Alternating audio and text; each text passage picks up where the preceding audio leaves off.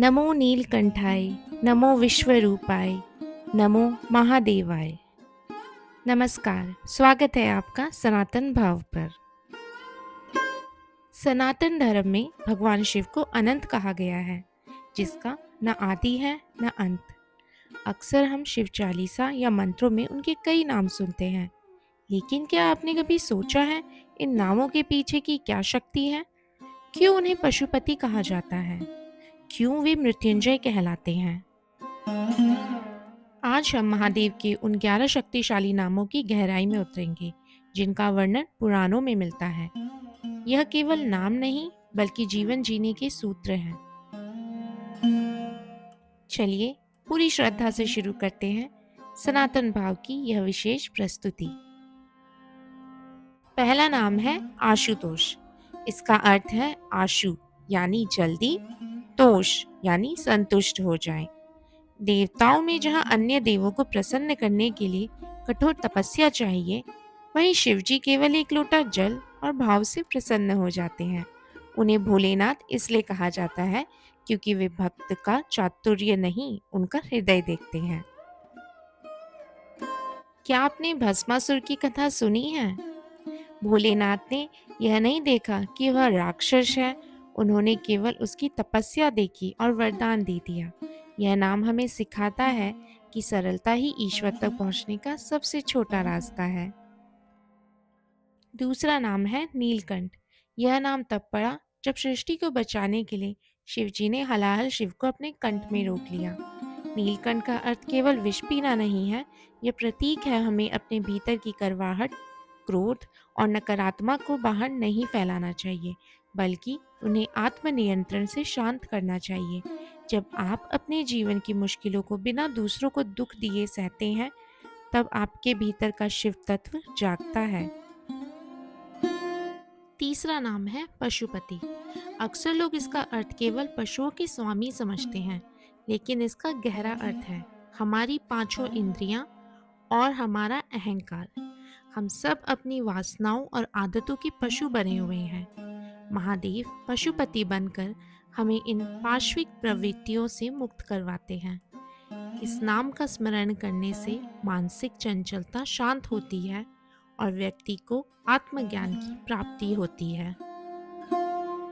चौथा नाम है महाकाल। काल के दो अर्थ हैं, समय और मृत्यु। महादेव समय की स्वामी हैं।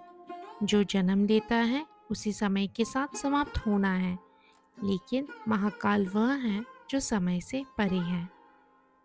जो भक्त महाकाल का नाम जपते हैं, उन्हें अकाल मृत्यु का भय नहीं सताता। यदि आपके जीवन में समय कठिन चल रहा है, तो उज्जैन के राजा महाकाल का ध्यान करें। वे बिगड़े हुए समय को बदलने की शक्ति रखते हैं। पांचवा नाम है अर्धनारीश्वर। यह संसार केवल पुरुष या स्त्री नहीं चलाता, यह शिव और शक्ति का मेल है। महादेव का यह रूप दुनिया का सबसे बड़ा जेंडर इक्वालिटी का संदेश है। यह हमें सिखाता है कि हर पुरुष में कोमलता, जो एक स्त्री तत्व होना ही चाहिए, और हर स्त्री में साहस, जो शिव तत्व है, वो होना चाहिए। जब आप इस रूप की पूजा करते हैं, तो आपके परिवार में कलह समाप्त होता है और पति पत्नी के बीच प्रेम बढ़ता है।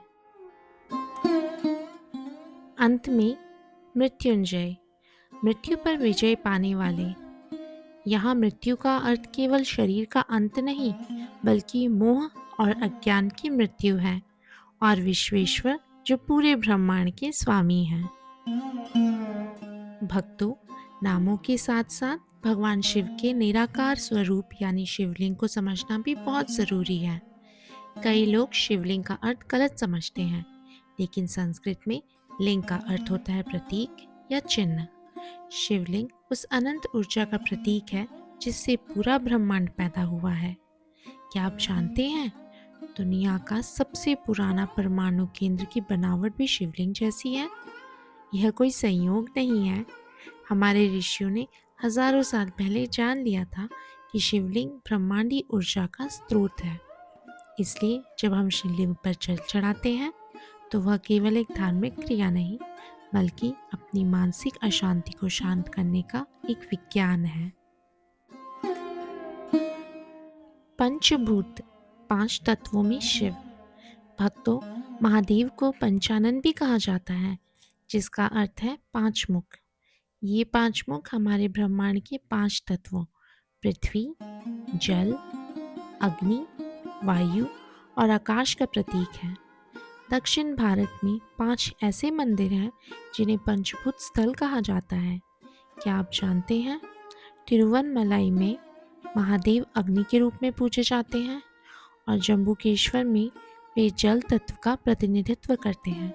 यह जानकारी हमें बताती है कि हम जिस प्रकृति में सांस ले रहे हैं उसके हर कण में महादेव का वास है।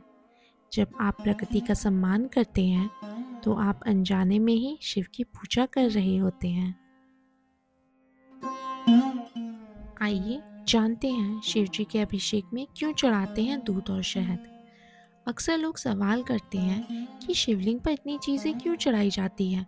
इसके पीछे भी एक गहरा आयुर्वेद और विज्ञान छिपा है। दूध और दही। दूध शीतलता का प्रतीक है।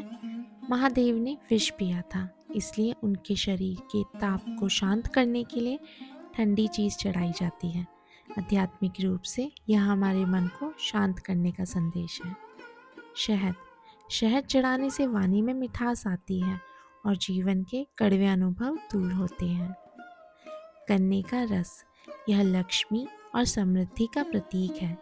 जब आप मंत्रों के साथ ये चीज़ें अर्पित करते हैं तो शिवलिंग से जो कंपन पैदा होती है वे आपके घर की नकारात्मक ऊर्जा को खत्म कर देती है। महादेव का पहनावा भी हमें जीवन का बड़ा संदेश देता है। गले में सर्प। सर्प काल और अहंकार का प्रतीक है। महादेव ने उसे वश में कर रखा है, जिसका अर्थ है कि एक योगी को अपने अहंकार पर नियंत्रण रखना चाहिए। हाथ में डमरू। डमरू की ध्वनि नाद है, जिससे सृष्टि की भाषा का जन्म हुआ। यह ध्वनि ब्रह्मांड की पहली धड़कन है। मुंडमाला। यह याद दिलाती है कि शरीर नश्वर है, केवल आत्मा अमर है।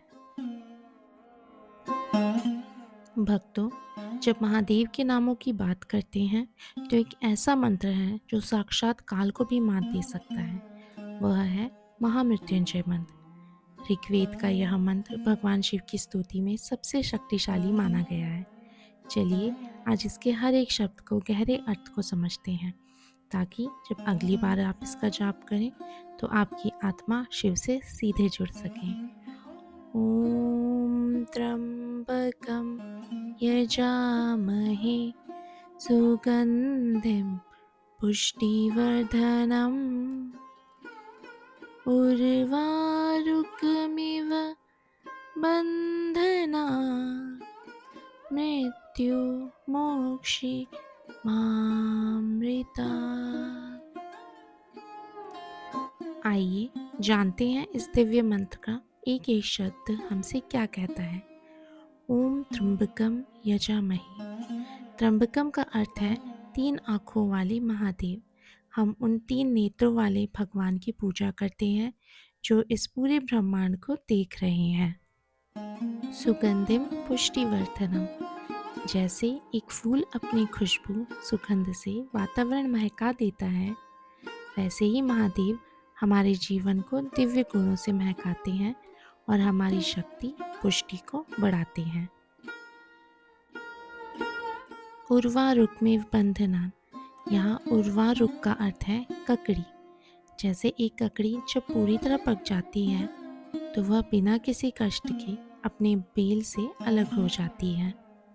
मृत्यु मोक्षी मामृता। ठीक उसी तरह हम प्रार्थना करते हैं कि हे महादेव, जब हमारा समय आए तो हम भी इस संसार के मोह माया और मृत्यु के बंधनों से वैसे मुक्त हो जाए जैसे वह ककड़ी बेल से अलग होती है। हमें मृत्यु से मुक्ति मिले, लेकिन अमृत से नहीं। भक्तों, महादेव के ये नाम केवल शब्द नहीं बल्कि वे मंत्र हैं जो आपके जीवन की दिशा बदल सकते हैं।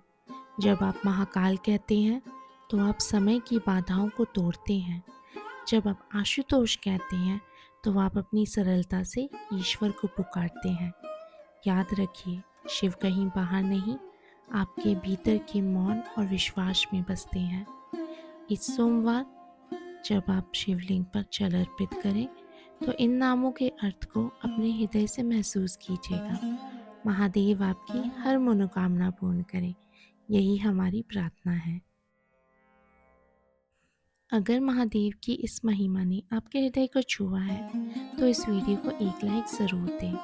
आपकी एक लाइक से हमें और हमारी अच्छी रिसर्च को प्रेरणा मिलती है। इस ज्ञान को अपने तक सीमित ना रखें, इसे अपने मित्रों और परिवारों के साथ शेयर करें ताकि सनातन धर्म की यह अलग हर घर में जले। और हाँ, यदि आप महादेव के रहस्यों को और गहराइयों को जानना चाहते हैं तो सनातन भाव को अभी सब्सक्राइब करें और बेल आइकन को दबाना ना भूलें। हमारी शिव पुराण सीरीज़ का पहला अध्याय यहाँ स्क्रीन पर आ रहा होगा, उस पर क्लिक करें और महादेव की इस पावन गाथा की यात्रा अभी शुरू करें। मिलते हैं अगले वीडियो में, तब तक के लिए भक्ति में लीन रहें। हर हर महादेव, जय सनातन।